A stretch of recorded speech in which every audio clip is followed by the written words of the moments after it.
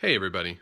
I'm currently in Colorado in my hometown for the 4th of July, and on the morning of the 4th, my family went downtown to watch the annual 4th of July parade. I don't love parades, but there was something about this one that got me thinking. It probably has its roots in the National Anthem, for which I was writing a short Words from the Muck script. In my episode for Words from the Muck, I asked the question, why is our national anthem a question? So when the parade started, I was thinking about that. Why a question? A question that asks whether or not our flag is still there. The parade itself is what I think is typical for a smaller town parade because, from what I can tell, there was basically no requirement necessary to march.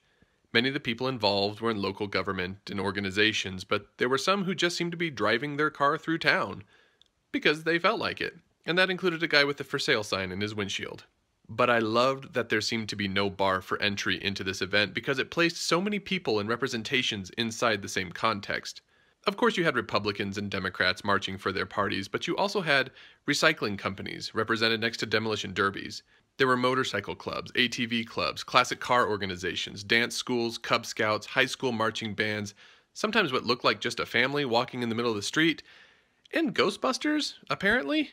On one level, it could be seen as silly or quaint, and it clearly doesn't hold a candle to large national event parades. But I liked it because it allowed everybody to participate in an honoring of their country. A country, we so often like to remind ourselves, where everything is possible. When I think of the Star-Spangled Banner and the question it asks, I can't help but wonder to what extent our flag is still waving, how engaged we are in the battles of dark times. Today's parade started with a march of veterans escorting a coffin wrapped in a flag, clearly reminding everybody that the United States has sacrificed many to become the country that it is. And I think there are still so many that are being sacrificed in search for the American dream, one that honors their personhood. In reality, we've always been fighting, first to govern ourselves, but then we fight to be freed from slavery. Then we fight so everybody could have a vote. We continue to fight for the rights of dignity and freedom from harassment and hatred and abuse. The fight is still going for so many, and the national anthem asks us if we are still fighting, if we are still truly the United States of America. So in the darkest of times, I want to stay in the fight. When women are harassed, I want to stay in the fight. When minorities are treated as less than, I want to stay in the fight. When people are shamed for their sexual orientation, I want to stay in the fight.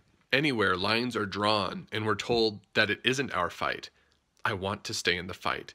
If we won't defend and include those who walk the streets as a part of this American experience, then we are not a land of the free, and we are not the home of the brave. In the past, I would not have likely said that I was patriotic. I was skeptical of government, and I didn't know how to reconcile the many terrible things the United States has done. Right now, it's also hard to be patriotic because people like the president is representing values that I don't have.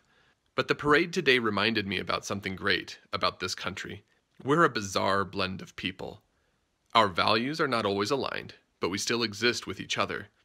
There wasn't a push to win or to be noticed today, just a desire to be part of something, even if we're just walking through these American streets with our families.